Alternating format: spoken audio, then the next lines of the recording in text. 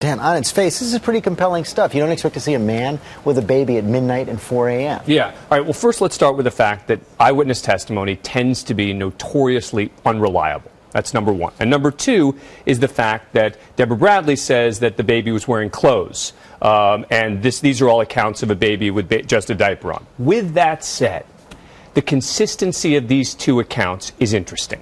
The fact that there is a man in this neighborhood oddly and in a seemingly out-of-place way walking with a baby is very interesting. In the middle of the night. That's right. But the police have also investigated this. It doesn't mean they've ruled it out.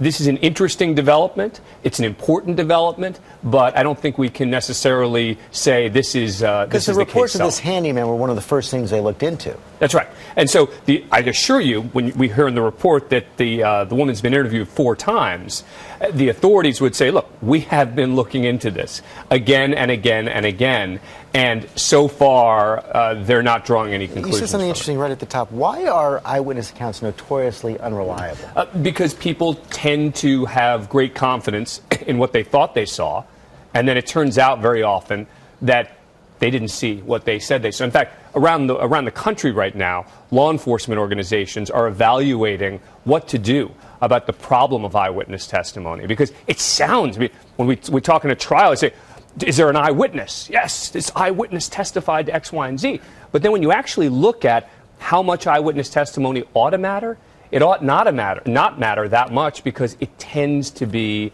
inaccurate in a lot of cases. This has been a pretty remarkable week in this case. Started out with the parents speaking out to you and others at the beginning of the week. Then they clam up, stop talking to police. The police get a search warrant, go through the house with a fine-tooth comb, and now these eyewitnesses come out.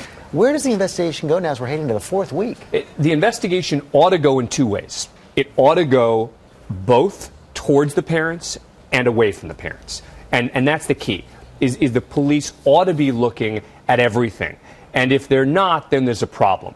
Meaning, if they're not continuing to look at the possibility of the parents, that's a problem. If they're not continuing to look at the possibility that this was an abduction, that's a problem.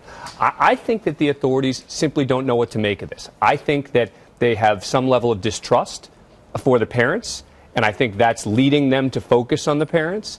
But when you get down there and you talk to people, there's still a lot of questions about what happened here. There sure are. Okay, Dan Abrams, thanks very much. Okay, Jordan.